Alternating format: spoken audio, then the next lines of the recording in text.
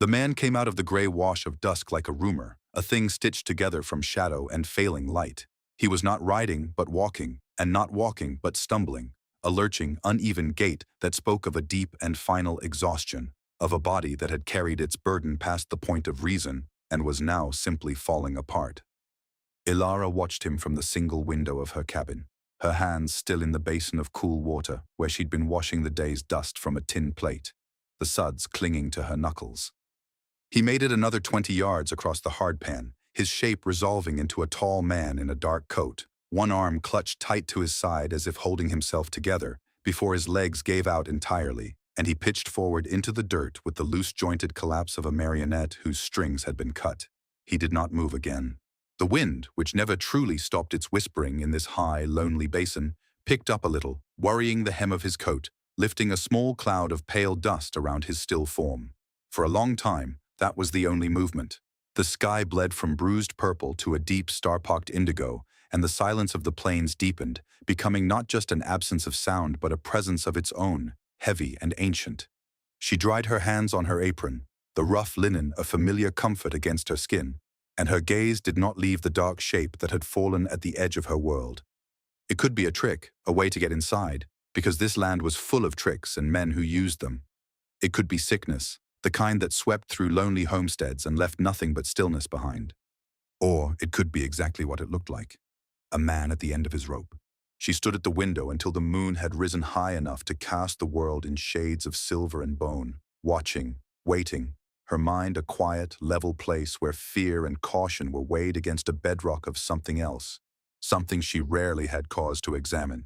She was alone, and had been for a long time, her life pared down to the simple, brutal arithmetic of survival. Wood chopped, water drawn, fences mended, the sun rising and setting on a life measured in seasons and solitude.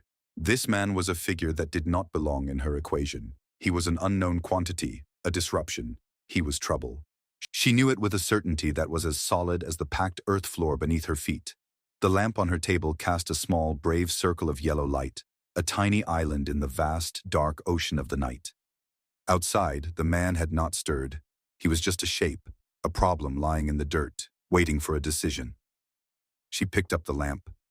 The flame wavered, throwing her shadow, long and distorted, against the rough-hewn log walls. She opened the door. The night air was cold and clean, smelling of dust and distant rain. The decision was not a thought but a movement, a quiet surrender to the part of her that could not leave a creature to die in the dirt, whether it was a stray calf, a hawk with a broken wing, or a man of unknown provenance. She moved with a slow, deliberate economy that came from years of conserving energy, her boots making soft sounds in the dust as she crossed the space between her door and the fallen man. The lamplight slid over him, revealing a face pale with dirt and stubble, lips cracked and bloodless, eyes closed. The side of his coat was a dark, stiffened mass, and the smell that rose from him was the coppery metallic scent of old blood, a smell she knew from butchering and from the one bad winter a wolf had gotten into the chicken coop. He was breathing, a shallow, hitching sound that was more a struggle than a comfort. She knelt, the lantern light pooling around them, and carefully peeled back the fabric of his coat. It was a gunshot wound, high on his side, angry and inflamed around the edges where the cloth had stuck to it. It was not fresh, but it was not old enough to have properly begun to fester, a wound caught in the terrible space between injury and decay. He was heavy, a dead weight of bone and muscle, and for a moment she thought she would have to leave him, that the simple physics of the situation were beyond her. She was not a large woman, her strength wiry and born of endurance, not brute force. But the thought of dragging him stirred something else, a stubborn refusal to be beaten by the simple fact of his weight. She set the lamp aside, took a firm grip under his arms, and began to drag him backward, her heels digging into the unforgiving ground, her breath coming in sharp, controlled bursts. It was a slow, grueling journey back to the cabin, a few feet at a time, a grim, silent battle against gravity and inertia. The doorway was the worst part, a clumsy, awkward struggle to pivot his long, limp body through the narrow opening without doing more damage. Finally, he was inside, a dark line of disturbed earth marking his path from the wilderness into her home. She closed the door, shutting out the vast, indifferent night, and the small cabin seemed to shrink, suddenly crowded by his presence, by the sheer size of him lying there on her floor. He smelled of sweat and horse and blood and the wide-open spaces he had come from, an invasive masculine scent that was utterly alien to this place she had scrubbed and swept and ordered into a semblance of peace. For a moment she stood over him, breathing heavily, her back aching, and she would wonder for a long time afterward what she had just done, what she had invited across her threshold. He was an outlaw, a drifter, a man with a hole in his side and a story she did not want to know. But he was here now. That was the only fact that mattered. She took a deep breath, the air tasting of her own exhaustion, and went to put more water on the stove to boil. There was work to do. She worked with the practiced, unhurried movements of someone who has done difficult things alone many times before. There was no one to ask for help, no one to offer advice, and so she had learned to rely on the knowledge in her own two hands, on the quiet, steady rhythm of the work itself. She cut away the stiff, bloody fabric of his shirt and undershirt with a small, sharp knife she used for skinning rabbits, the blade moving with precision, careful not to tear at the damaged flesh beneath. The wound was ugly, a ragged hole puckered and swollen, the skin around it a discolored map of purple and angry red. It needed cleaning, a deep and thorough flushing, or the poison would spread and take him. He stirred when the first touch of hot water and lye soap met his skin, a low groan rumbling in his chest, his head tossing from side to side on the thin pallet she had dragged him onto. "Hold still," she said, her voice low and even, the first words she had spoken to him, though he was in no state to hear them. It was a command she might have given to a spooked horse, a tone meant to soothe through its sheer lack of alarm. She worked by the steady light of the lantern, her world narrowed to this single messy task. She cleaned the wound with strips of clean linen, probing gently to ensure no lead or cloth remained inside, her touch firm but surprisingly gentle. He had other injuries, she discovered as she worked, a collection of scrapes and deep bruises along his arms and ribs, the fading yellow of an older bruise high on his cheekbone. He was a man well acquainted with violence, his body a ledger of it, but it was the scar that gave her pause. A thin, white line that ran from his left temple down into the line of his stubbled beard, an old wound that had healed cleanly but permanently. It was not the scar of a brawl or a clumsy accident. It was the deliberate, precise mark of a knife, a dueling scar, a mark of some other life he had lived before this one. She finished cleaning the wound and packed it with a poultice of yarrow and crushed comfrey leaves, herbs she gathered from the sheltered side of the creek bed and dried in fragrant bunches from the cabin rafters. It was a remedy her grandmother had taught her, a bit of old-world knowledge that had more than once proven its worth out here, where doctors were a day's ride away and cost more than she could afford. She bound his ribs and the wound tightly with fresh strips of linen, her movements efficient and sure. Through it all, he drifted in and out of a fevered consciousness, muttering words she couldn't catch, his body sometimes tensing as if fighting an unseen enemy. Once his eyes flickered open, the pupils dark and dilated, and they seemed to look right at her, but there was no recognition there, only a deep animal pain. She gave him water, tipping it carefully between his cracked lips, most of it dribbling down his chin. He was burning with fever, his skin hot and dry to the touch. She spent the rest of the night bathing his face and chest with a cool, damp cloth, trying to bring the fever down, the silence of the cabin broken only by his ragged breathing and the soft hiss of the lantern. As dawn approached, painting the eastern sky in pale shades of rose and gray, the fever finally broke. The tension went out of his body, his breathing deepened and evened out, and he fell into a true, healing sleep. She sat back on her heels, the weariness settling into her bones like a physical weight. The cabin was a mess, littered with bloody rags and the detritus of her work. But the man was alive. For now, she had tied her fate to his, for better or for worse, with a handful of herbs and a few strips of clean cloth. He woke 2 days later, not with a start, but slowly, like a man climbing up from a deep, dark well. The first thing he was aware of was the light, a soft, diffused glow that filtered through a single, clean window, a stark contrast to the harsh, unrelenting sun he remembered before the world went black. The second was the smell. Not blood or dust, but wood smoke and something clean, like soap and drying herbs. He was lying on a pallet on a floor of packed earth, a rough but clean blanket covering him. He tried to sit up, and a sharp, blinding pain shot through his side, stealing his breath and forcing him back down with a choked gasp. "Don't!" a voice said. It was a woman's voice, calm and low. He turned his head. the movement slow and stiff, and saw her. She was sitting at a small, sturdy table, mending a tear in a canvas sack, her hands moving with a quiet, practiced rhythm. She was not old, not young, her face framed by dark hair pulled back severely, her features shaped by sun and wind into something handsome but unsmiling. She did not look at him, her attention fixed on her needlework, as if his waking was an event of no particular importance. He cleared his throat, his voice a dry rasp. "Where am I?" Her hands stilled for a barest second before resuming their work. "My cabin." He looked around the small single room. It was sparse but meticulously ordered. A stone hearth, a small iron stove, shelves holding tins and jars, a narrow cot against one wall which he assumed was hers. Everything had its place. Everything was clean. It was a place of profound and deliberate solitude. "You brought me in." It wasn't a question. He remembered falling, the earth rushing up to meet him, and then nothing. "You were dying on my doorstep," she replied, still not looking up, her tone flat, stating a simple fact. He slowly, carefully pushed himself up onto one elbow, gritting his teeth against the fire in his side. He saw the neat, tight bandage wrapped around his ribs.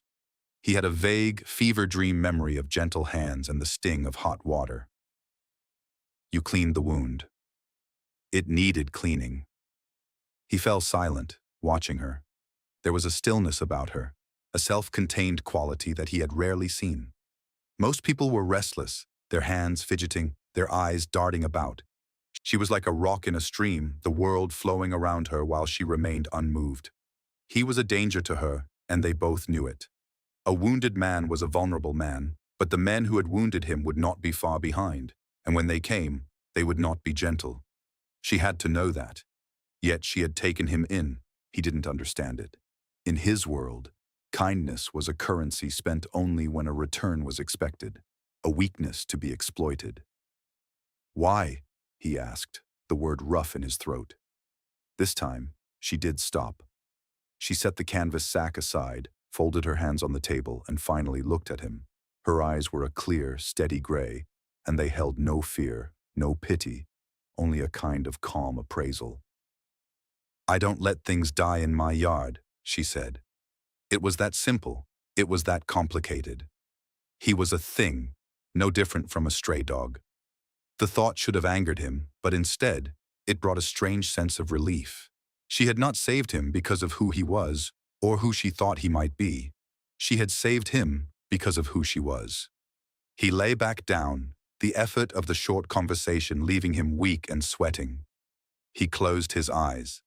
The pain was a dull, steady throb, but for the first time in a long time, it was not the only thing he felt. Days settled into a new and unfamiliar rhythm, a quiet, unspoken truce between the wounded outlaw and the solitary woman. His name was Silas, he told her one afternoon, his voice still rough from disuse. She nodded, accepting the name as she accepted his presence, a piece of information that changed nothing. Her name was Elara. She offered it in return, and he thought it suited her, a name that was as plain and sturdy as she was.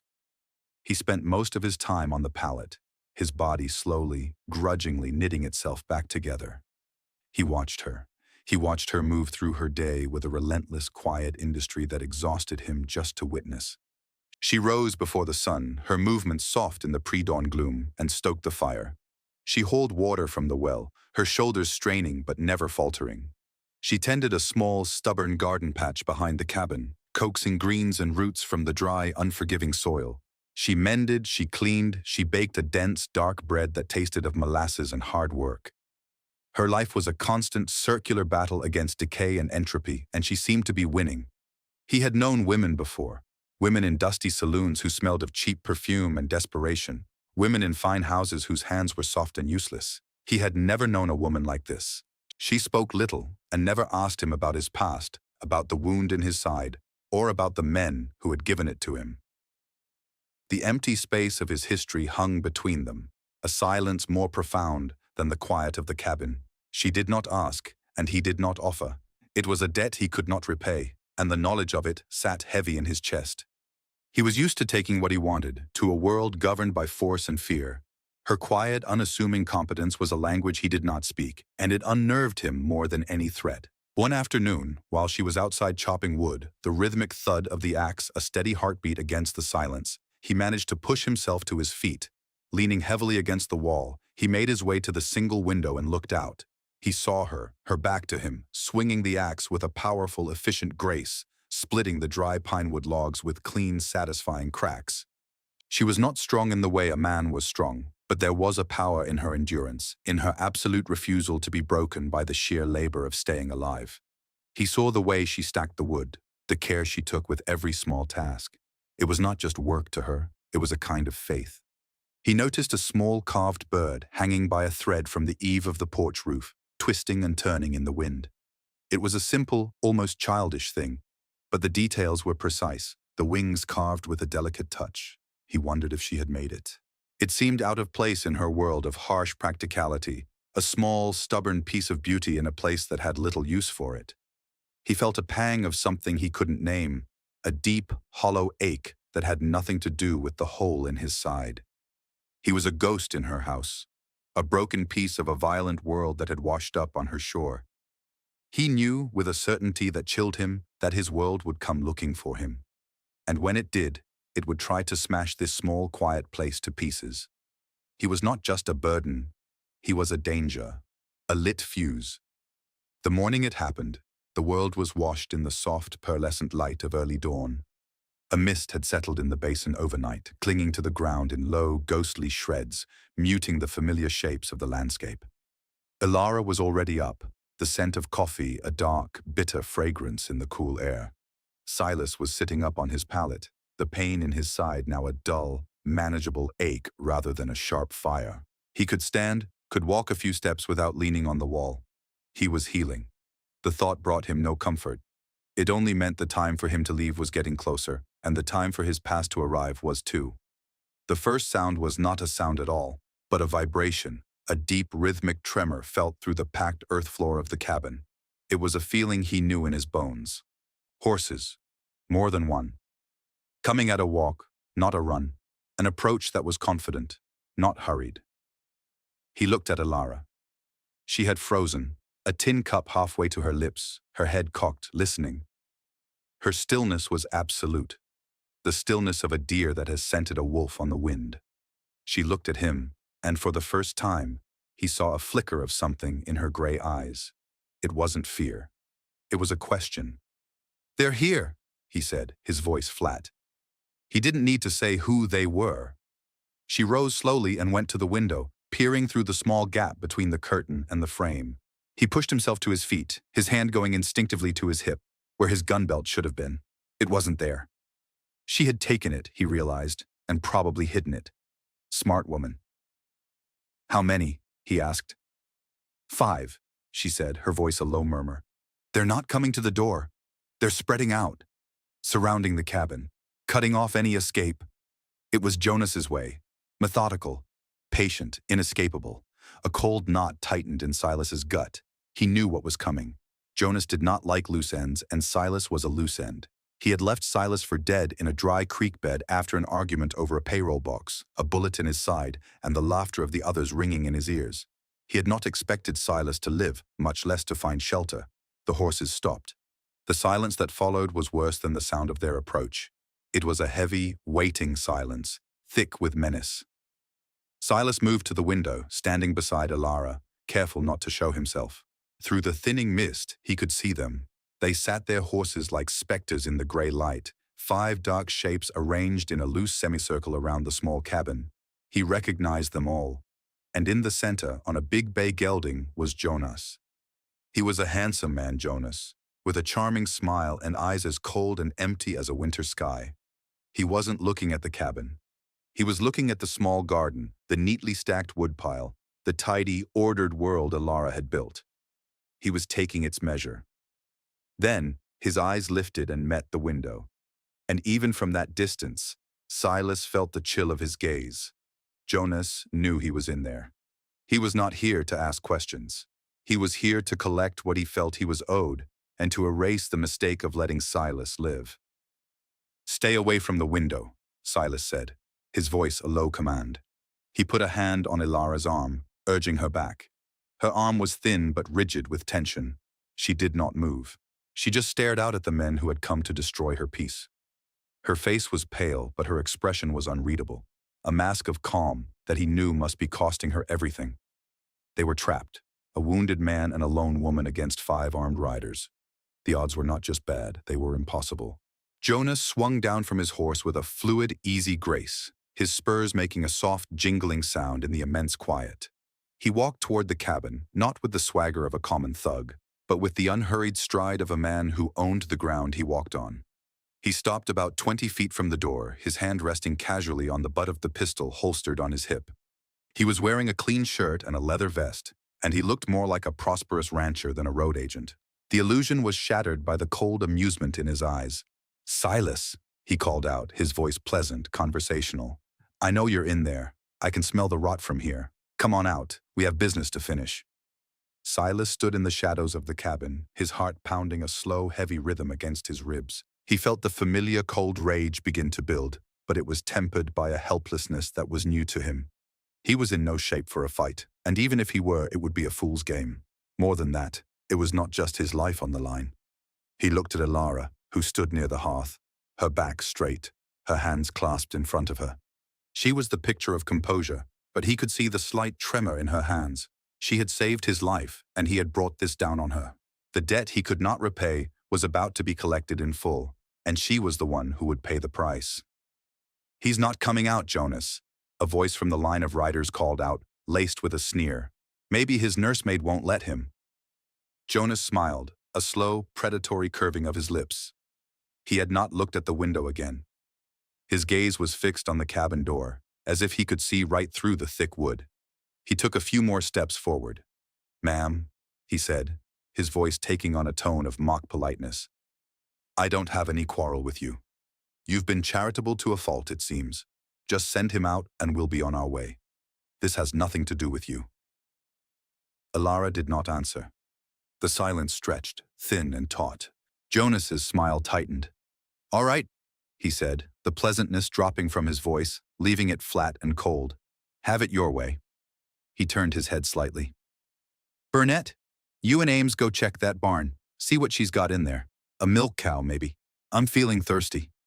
2 of the riders dismounted and started walking toward the small, lean-to barn where Elara kept her single aging cow and a few chickens. This was his method, not a direct assault, but a slow, cruel dismantling of a person's life, piece by piece, until they broke. Silas felt a surge of adrenaline. He had to do something. He looked around the cabin, his eyes searching for a weapon. Anything. A fireplace poker, a heavy skillet, but he knew it was useless. "No," Elara said. Her voice was quiet, but it carried in the still morning air with perfect clarity.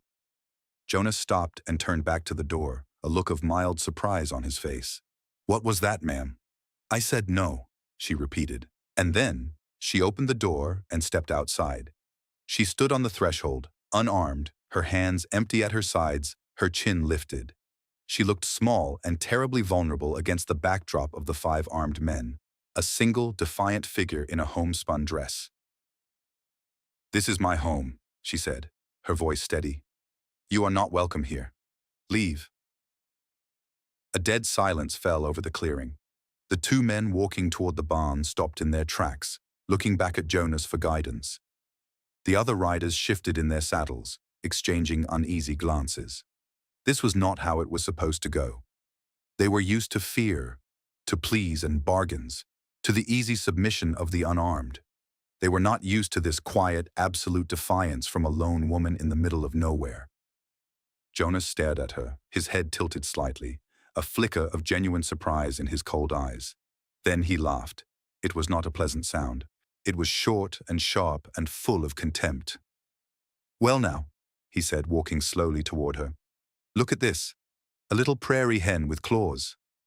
He stopped just a few feet from her, close enough that she would have to crane her neck to look up at him. He was deliberately using his size to intimidate her, to loom over her. "Ma'am, I admire your spirit, I truly do, but you are making a very serious mistake. That man in there is a thief and a backstabber. He's not worth protecting. Now, for the last time, step aside." Elara did not move. She did not flinch. She simply held his gaze, her own eyes as steady and unyielding as granite. "He is a guest in my home," she said. "He is hurt. You will not touch him." Silas watched from the doorway, hidden in the shadows, his body coiled like a spring. He was filled with a terrible, warring mixture of awe and terror. He had never seen courage like this, so quiet and so absolute. It was not the blustering bravado of a gunfighter. It was something deeper, something rooted in the very earth she stood on. He knew he had to act. If he let her face this alone, he was less than the man Jonas accused him of being. He took a step forward into the light. Jonas's eyes flicked to him and his smile widened. "Ah, there he is, hiding behind a woman's skirts. I knew you were a coward, Silas, but this is a new low." Ignoring Jonas, Silas looked at Elara. "Go inside," he said, his voice low and urgent. "This isn't your fight." She did not even turn her head. "I opened my door to you," she said, her words meant for him alone. "This is my fight now." The simple finality of her words struck him harder than any bullet. She had made her choice. She had drawn her line in the dirt, not for him, but for a principle he was only just beginning to understand. It was the turning point. He saw it not as a choice to die, but a choice of how to live. His rage cooled, replaced by a strange, sharp clarity. He was still a dead man, but he would not die a coward. He took another step, positioning himself slightly in front of her, shielding her with his body as best he could. He was unarmed, wounded, and facing impossible odds. But he was no longer hiding. He met Jonas's gaze. "The money is gone, Jonas," he said, his voice surprisingly steady. "I lost it. There's nothing for you here. Just leave her out of this." Jonas laughed again, a sound of pure derision. "You think this is about the money?" He shook his head in mock pity. "This is about loyalty, Silas. It's about an example. And you," he said, his gaze shifting back to Elara, his voice dropping to a silken threat, "are about to become part of the lesson." He reached out, not for his gun, but to grab her arm. It happened in the space of a heartbeat. As Jonas's hand shot out, Silas moved, not with the explosive speed of a healthy man, but with a desperate, lunging quickness born of pure instinct. He shoved Elara backward, pushing her out of Jonas's reach and toward the safety of the cabin door, the sudden movement sending a bolt of white-hot agony through his side. At the same time, he drove his shoulder into Jonas's chest. The impact was clumsy, weakened by his injury, but it was unexpected. It knocked Jonas off balance, forcing him to take a stumbling step back. It was not an attack, it was an interruption, a defiance. Jonas caught his footing, his face contorting with fury, the mask of civility gone completely. "You're dead," he snarled, and his hand dropped to the butt of his pistol. But in that same instant, a new sound cut through the tension. It was the sharp, unmistakable double click of a hammer being cocked. The sound did not come from Jonas or from any of the riders. It came from the cabin doorway. Elara stood there, her face pale but set. She was holding a long-barreled shotgun, its twin muzzles aimed squarely at Jonas's chest. It was an old, heavy-looking firearm, probably her father's or husband's, but she held it with a surprising steadiness, her hands not trembling in the slightest. "I told you to leave," she said, her voice devoid of any emotion. It was as flat and final as a closing door. The clearing fell utterly silent. The riders, who had been watching the unfolding drama with a kind of detached amusement, now sat bolt upright in their saddles, their hands hovering near their own weapons. Jonas froze, his hand still on his pistol. He looked from the shotgun to Elara's face, and what he saw there seemed to give him pause. It was not fear, it was not anger, it was a complete and total absence of hesitation. She was not threatening him, she was informing him of a fact. If he moved, she would pull the triggers. He might get a shot off, he might even kill her, but he would die first. The raw, simple truth of it hung in the air. He was a man who calculated odds, who preyed on weakness. He was not a man who died for a principle. He looked at Silas, standing wounded but defiant beside her, and then back at the woman with the shotgun. He saw not two victims, but a single, unified front. He had come here expecting to crush a broken man and terrify a lone woman. He had found something else entirely, something he had not factored into his equation. A slow, ugly smile spread across his face, a mask for his humiliation. "You keep him," he said, his voice dripping with scorn. He's your problem now. He's not worth the ammunition. He took a deliberate step back, then another, his hands raised slightly in a mocking gesture of surrender. He turned his back on them and walked with stiff-legged anger back to his horse. He swung into the saddle and looked at his men, his face a thundercloud. "Let's go," he snarled. "This place stinks of charity." Without another word, he wheeled his horse around and spurred it into a canter, riding back the way he had come. The other 4 men hesitated for a moment, their expressions a mixture of confusion and relief, before they turned their own horses and followed, a scattered and demoralized procession disappearing back into the morning mist. They were gone. The silence they left behind was vast and profound. Elara stood in the doorway for a long moment, the shotgun still leveled at the empty space where they had been. Then, slowly, as if the strength were draining out of her all at once, she lowered the heavy weapon. The barrel dipped until its tip rested on the packed earth of the threshold. She leaned against the doorframe, her eyes closing, her breathing suddenly audible, a long, shuddering exhalation of breath she seemed to have been holding for an eternity. Afternoon. The sun was high and hot, burning away the last of the morning mist, bleaching the landscape in its harsh, indifferent glare. The world outside the cabin looked exactly as it had the day before. The garden patch, the woodpile, the endless expanse of sky and earth.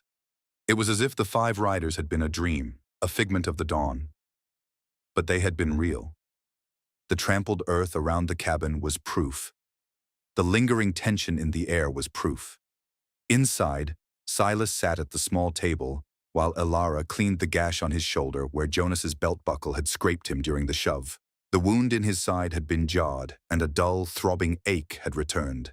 He had expected her to be angry, to tell him to leave, to finally cast him out, now that the immediate danger was past. He had brought a war to her doorstep, and she had been the one to finish it. He deserved her anger, but she said nothing. Her hands were as steady as they had been when she held the shotgun, her touch gentle as she applied a clean bandage.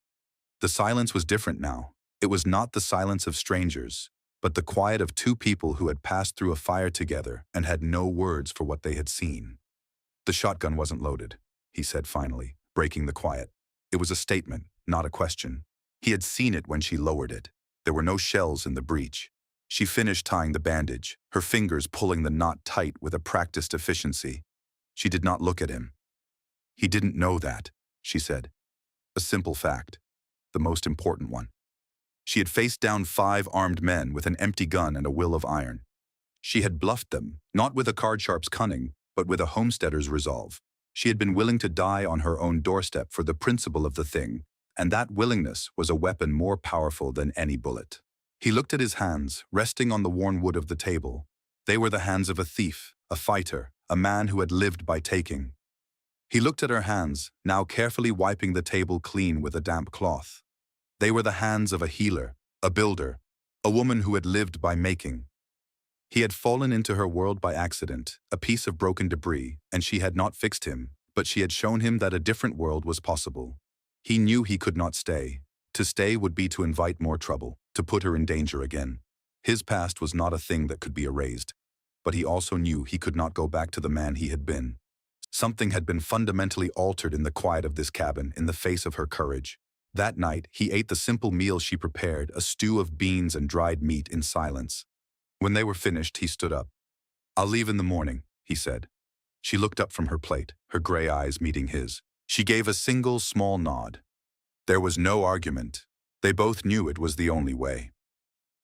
Weeks later, long after he was gone, Elara found something on the small shelf by the door. Tucked behind a tin of tea was the small, carved bird he had seen from the window. He had taken it down from the eave and left it for her. And beside it, neatly folded, were 3 gold coins, gleaming dully in the lamplight. It was not enough to repay the debt, he knew that. Nothing would be. But it was a start. It was a promise. She picked up the bird, its wooden form smooth and light in her palm, and for the first time in a very long time, a slow, small smile touched her lips. The sun was setting, painting the sky in strokes of orange and gold. The wind whispered around the corners of the cabin. She was alone again, but she was not lonely. We come to these moments in our lives, These crossroads where the path we are on is met by the unexpected, a stranger in need, an injustice we cannot ignore, a choice that asks us not who we want to be, but who we are. It is in these moments that our true character is forged, not in the grand pronouncements we make, but in the quiet, often unseen actions we take. In the decision to open a door, to offer a cup of water, to stand for something when it would be easier to stand for nothing at all. Elara's strength was not in the shotgun she held, but in the conviction that led her to pick it up. Her courage was not an absence of fear, but the simple, profound belief that some things are worth protecting, even at great cost: a home, a life, the simple dignity of another human being. We all have a cabin in our hearts, a place of quiet solitude we have built for ourselves. And from time to time, the brokenness of the world will arrive at our door. The question is never whether it will come. The only question is what we will do when it does. Thank you for spending this time with us. If this story found a place with you, we hope you'll consider sharing it and joining us again for another. Your presence here makes this storytelling possible. Until next time.